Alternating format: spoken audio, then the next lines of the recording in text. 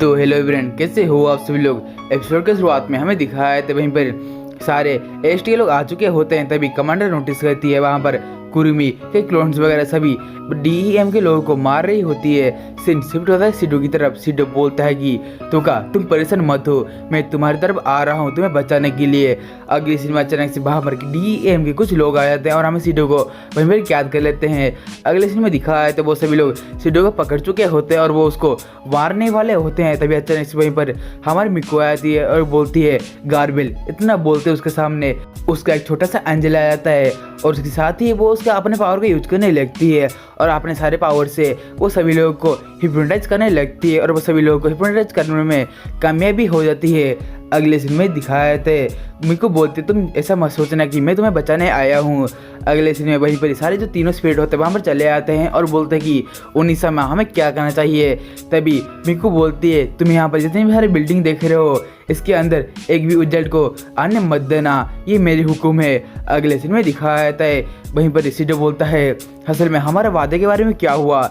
तभी मेरे को बोलती है तुम किस बारे में बातें कर रहे हो, मैं तो वो बातें को भूल ही चुकी हूँ। और एक बात मैं यहाँ पर इसलिए आई हूँ कि जो तोका है मुझे बहुत ज़्यादा पसंद है, इसलिए मैं यहाँ पर उसको बचाने आई हूँ। और एक बात बताओ असल में तोका सान है वो असल में कहाँ है। अगले सीन में सिडो बोलते असल में मुझे नहीं पता, मुझे सिर्फ पता है वो इसी बिल्डिंग में है लेकिन कौन से फ्लोर में है मुझे पता नहीं। तो ये मेरे को बोलती है क्या तुम्हें पता नहीं वो कौन से फ्लोर में है और तुम यहाँ पर उसको बचाने चले आए, कितने बेवकूफ़ हो, क्या तुम यहाँ पे मरना चाहते थे। तो यहाँ दिखाया था हमारा सीन शिफ्ट होता है माना की तरह। माना बोलता है कि असल में तुम क्या करना चाहती हो। अगले सीन में दिखाया था असल में जेसिका उसको मारने के लिए पागल हो चुकी होती है। तभी अचानक से माना बोलती है जेसिका ने सबके बारे में सोचना बंद कर लिया है, मुझे लगता है लिकोरिन ने उसके दिमाग पर प्रभाव डाला है, इसी कारण मुझे उसकी मदद करनी पड़ेगी। अगले सीन में उसके पीछे बहुत सारे ब्लास्टर बम चले आते हैं लेकिन माना उससे बच जाती है।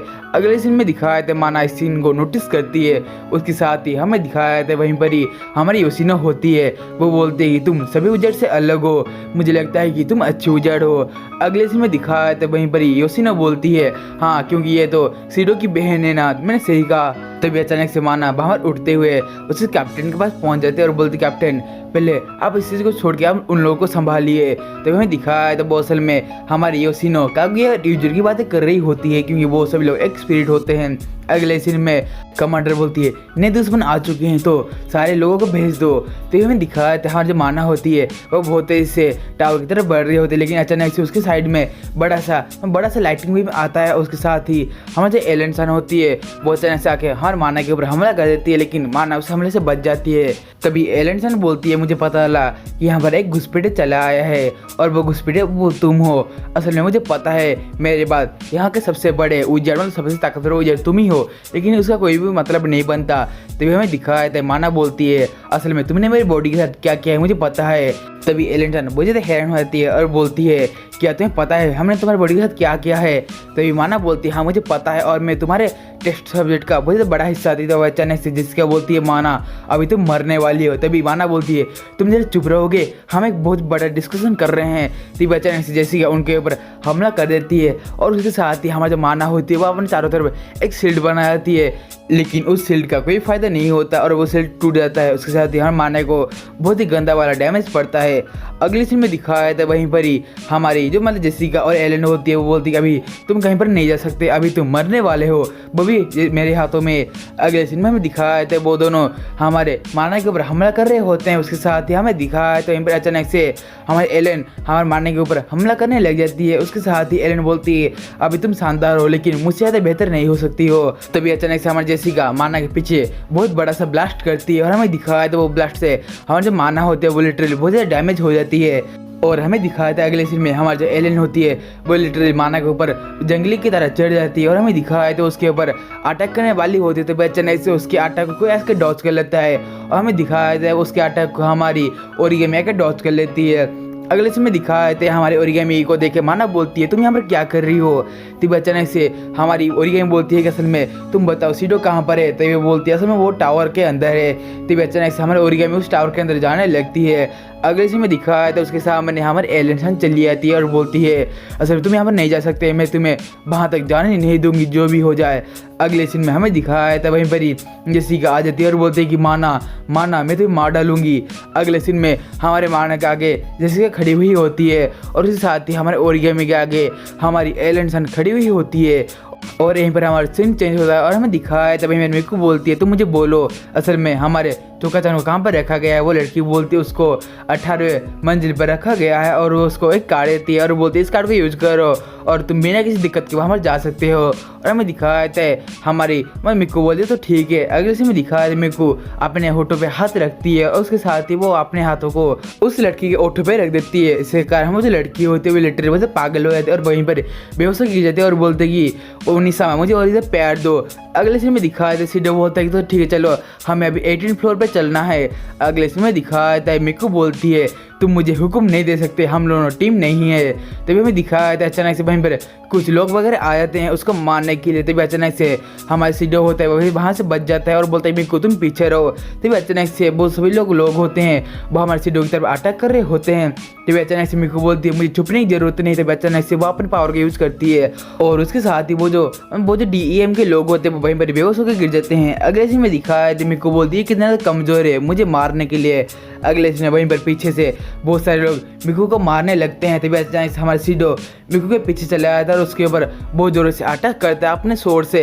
अगले सीन में दिखाया है वो जो सभी लोग होते हैं वहीं पर ही ब्लास्ट होकर मर जाते हैं। अगले सीन में दिखाया है वहीं पर ही हमारे सीडो बोलते हैं तो चलो हम चलते हैं। तभी मिक्कू बोलती है तुम घमंडी हो और उसी वक्त मिक्कू बोलती है तुम ये सब क्यों कर रहे हो। तभी अचानक सीडो बोलता है असल में तुम्हें पता नहीं तो क्या मेरे लिए बोलते खास इसलिए मैं उसको बचाना चाहता हूँ। अगले सीन में मिक्कू बोलती है ओ मैं समझ गई तुम एक हीरो जैसे लग रहे हो लेकिन तुम अपने पावर को मतलब अपने गुस्से को कब तक अपने अंदर कंट्रोल करके रख पाओगे। अगले सीन में दिखाया है वो बोलती है चलो हम दोनों एक सौदा करते हैं। उस सौदे में मैं अपनी शक्तियों की मदद से तोका को आराम से छुड़ा दूंगी और तुम मुझे तोका को सौंप दोगे। तभी सीडो बहुत ज़्यादा गुस्से में आ जाता है और बोलता है ये तुम क्या बोल रही हो, असल में तोका की जगह कोई भी नहीं ले सकता और वो तुम ही क्यों ना हो तुम भी उसकी जगह नहीं ले सकती।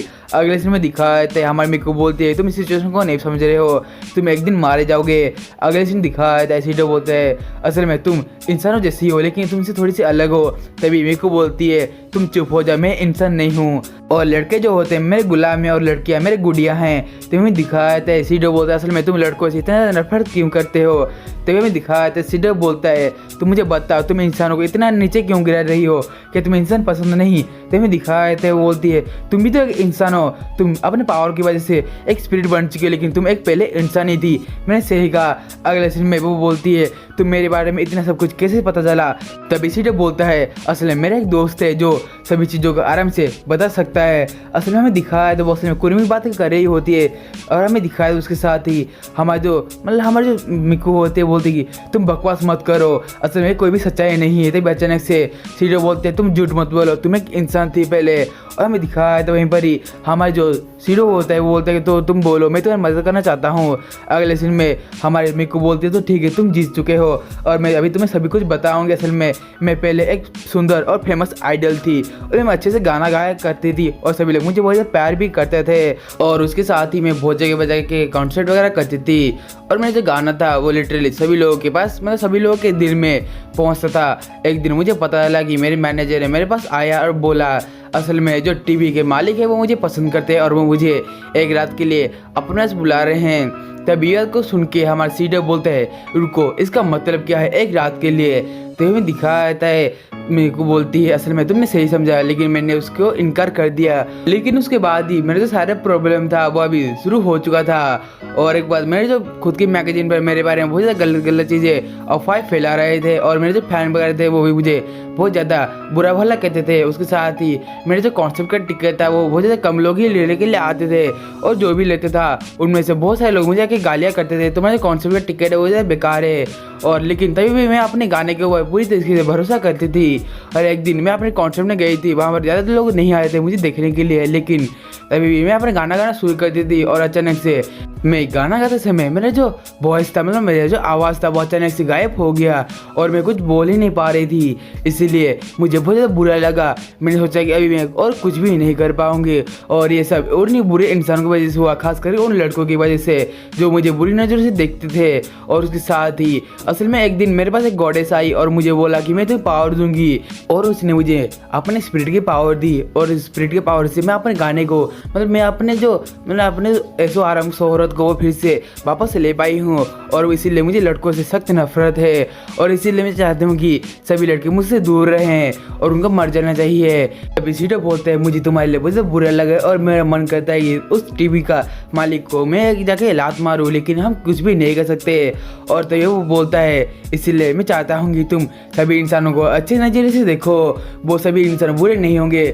ऐसा कोई तो बंदा होगा जो तुम्हारे गाने को सुनना चाहता होगा। तभी अचानक से वहाँ पर कुछ AST के लोग आ जाते हैं, शिकार हमारे मिकू होते हैं, उन लोगों को अपन पावर की मदद से हरा देती है। अगले सीन में लिखा है सीटो बोलता है कि तुम सभी लोगों को, मतलब सभी इंसानों को ऐसा मन समझो क्योंकि वो सभी लोग अच्छे होते हैं। तभी हमें दिखाया जाता है अचानक से पीछे से बहुत सारे सोल्जर आ जाते हैं। तभी मिकू बोलते हैं कि तुम्हें मुझे सिखाने की ज़रूरत नहीं, और अपने पावर का यूज़ करती है, इसके कारण वो जो गोलियाँ होती है वो सीडो को नहीं लगती। और हमें दिखाया जाता है मिकू बोलती है सीडो हम बाद में बात करेंगे, अभी हम एक लड़ाई के बीच में है। तभी सीडो अपने स्वॉर्ड को उठाते हुए बोलता है नहीं, अभी हम ऐसी वक्त ही बात करेंगे। और अचानक से अपने स्वॉर्ड से उन AST के लोगों के ऊपर अटैक करता है, और वो अटैक बहुत ज़्यादा पावरफुल होता है। अगले सीन में दिखा है तो वो लोग वहीं पर ही हार जाते हैं। अगले सीन में दिखा है तो मिकू बोलती है तुम समझते क्यों नहीं, असल में वो सारे इंसान बहुत ज़्यादा बुरे होते हैं। तभी सीडो बोलता है नहीं तुम गलत हो, वो सारे इंसान अच्छे होते हैं और तुम्हें उन सभी को समझने की कोशिश करना चाहिए। अगले सीन में वहाँ पर बहुत सारे सोल्जर वगैरह आ जाते हैं। उसके साथ ही हमारी मिकू होती है, वो बोलती है कि चुप रहो, और अपने पावर के साथ वो बोलती है, इसी कारण वहीं पर जो सारे जो लोग होते हैं वो वहीं पर ही हार जाते हैं। अगले सीन में दिखाया है तो वहीं पर मिकू वहाँ से जाने लगती है और बोलती कि तुम चुप हो जाओ क्योंकि तुम मुझे अपने बातों में फंसाने की कोशिश कर रही हो, और एक बात सुन लो तुम बहुत ही बड़े पागल हो, पागल पागल पागल। तभी मैं दिखाया था इतना बोलते ही सीडो बोलता है ये तुम क्या बात कर रही हो, असल में तुमने योशिनो को फाइट में भेज दिया है, यदि तुम ऐसे ही करती रही तो मैं तुम्हारी शक्ति को सील कर लूँगा।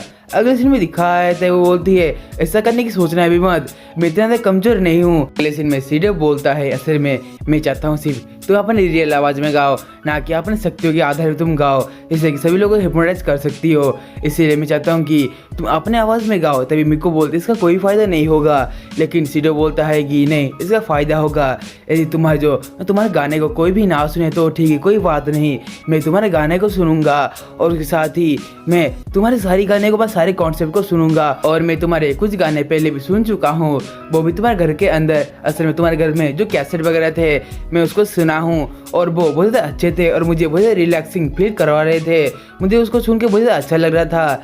तभी हमारे मिकू होते वो बोलती क्या सच में तुम मेरे गाने को सुनोगे? तभी सीडो हाँ बोलता है। तभी मिकू बोलते है मुझे तुम पर भरोसा नहीं है, क्योंकि मेरे जो फैन वगैरह थे वो भी मुझसे यही बात करते थे, और लेकिन आखिर में वो मुझे छोड़ के चले गए जब मुझे उनकी बहुत ज़रूरत थी। और हमें दिखाया थे सीडो बोलते तुम गलत हो, ऐसा नहीं हो सकता, असल में वो तुम्हें अभी भी चाहते हैं। तभी सीडो बोलता है असल में ये बात है कि यदि तुम सच बोल रही हो तो मैं तुम्हें बचाऊंगा, मैं तुम्हारे गाने सुनूंगा। तभी मिकू बोलती है क्या तुम मुझे अपनी ज़िंदगी से भी ज़्यादा अहमियत दोगे? और हमें दिखाया सीडो बोलते है बिल्कुल मैं तुम्हें अपनी ज़िंदगी से भी ज़्यादा अहमियत दूंगा। तो हमें दिखाया था मिकू बोलती है मुझे लगता है कि तुम ऐसा कभी भी नहीं करोगे, इसलिए मुझे तुम पर भी भरोसा नहीं है। अगले से मैं दिखाया था उनके सामने एक आदमी आ जाता है और बोलता है कि मैं तुम्हें यहाँ से जाने से रोकूंगा। तो हमें दिखाया था मैं सीडो हमारी बिकू होती है गुस्से में आ जाती है और बोलते हैं कि तुम चुप हो जाओ। उसके साथ वो लोग उसके ऊपर अटैक करती है। हमें दिखाया था वो जो आदमी होता है वो लिटरली बहुत ज़्यादा दूर जाके गिरता है। अगले सीन में दिखाया था वहीं पर हमारे मिकू और सीडो होते हैं वो उसी फ्लोर में पहुंच जाते जहाँ पर तोका बंद थी। अगले सीन में एरन बोलती है तो भी ओरिगामी तुम यहाँ से नहीं जा सकती। तभी ओरिगामी बोलती है मुझे किसी की परवाह नहीं है, मुझे सिर्फ अपने सीडो की परवाह है। अगले सीन में वो उसके ऊपर अटैक कर देती है और हमें दिखाया था हम ओरिगामी उसके ऊपर गन फायर करने लगती है, लेकिन उसका जो एमओ होता है वो ख़त्म हो जाता है। तभी हमें दिखाया था एलन बोलते तुम मुझे कभी भी नहीं हरा सकती ओरिगामी। और उसके साथ ही हमें दिखाया था वहाँ पर जो बिल्डिंग होता है वो हमारे एलन के ऊपर गिरने वाली होती है। उसके साथ ही हमारे जो ओरिगामी होते हैं वो अपनी गन को एलन की तरफ फेंकती है और हमें दिखाया था एलन के चारों तरफ बहुत ज़्यादा स्मोक चले आता है। और अगले सीन में दिखाया था हम ओरिगामी अपने मिसाइल से उनके ऊपर हमला किए और हमें दिखाया हमारा बहुत बड़ा बड़ा ब्लास्ट हो रहा होता है। अगले सीन में दिखाया था अचानक से पीछे से हमारे एलन हमें ओरिगामी को मारने लगते हैं और बोलते तुम मुझे नहीं हरा सकते क्योंकि तुमने जो अटैक किया है वो दूसरे के ऊपर काम कर सकता है, लेकिन मैं यहाँ की सबसे बड़ी उजाड़ू हूँ इसलिए वो अटैक मुझ पर काम नहीं करेगा। तभी अचानक से हमें ओरिगामी को मारने वाली होती है। तभी अचानक से आसमान से एक बहुत बड़ा सा मैजिकल रेज उसके ऊपर आके गिरता है, लेकिन वो सर्वाइव कर लेती है। अगले सीन में हमें पता चलता है वो जो मैजिकल रेस थी वो असल में हमारे फैंक्सियस मतलब कोतोरी अटैक कर रही थी। कोतोरी बोलते मुझे ओरिगामी को बचाने की मन नहीं था, लेकिन वो हमारे सीडो को बचाने की कोशिश करे इसीलिए मैं ओरिगामी बचा रही हूँ। तो वाइस कमांडर बोलते हाँ आपने सही कहा कमांडर। अगले सीन में हमें दिखाया वहीं पर ही हमारे जो ओरिगामी होती है वो एलन को पीछे तरफ धकेल देती है। उसके साथ ही वो अपने पैर में एक चाकू लगा रखती है और उस चाकू को हमारे एलन के ऊपर अटैक करती है। अभी हमें दिखाया था हमारे जो एलन होती है वो अपने ग्रेविटेशन वेपन से उसके ऊपर अटैक करती है, इसके कारण हमारी जो ओरिगामी होती है वो दूर जाकर एक बिल्डिंग के साथ टकरा जाती है। और हमें दिखाया था वहीं पर ही हमारे एलन बोलते हैं तुमने अच्छा काम किया, तुमने मुझे चोट पहुंचाई वो भी बहुत बड़ा वाला चोट, लेकिन कोई फायदा नहीं है अभी तुम मरोगी।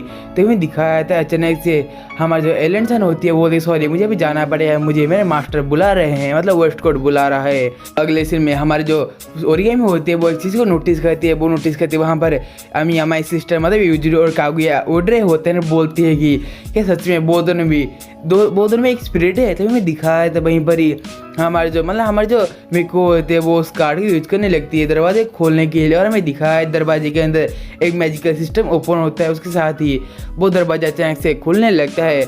अगले सीन में दिखाया था हमारे सीडो होते हैं वो नोटिस करता है वहाँ पर धोखा बंदी हुई इसके कारण वो उसकी तरफ भागने लगता है। तभी अचानक से वहाँ पर एक आदमी आते हैं वो असल में और कोई नहीं हमारे वेस्टकोट था।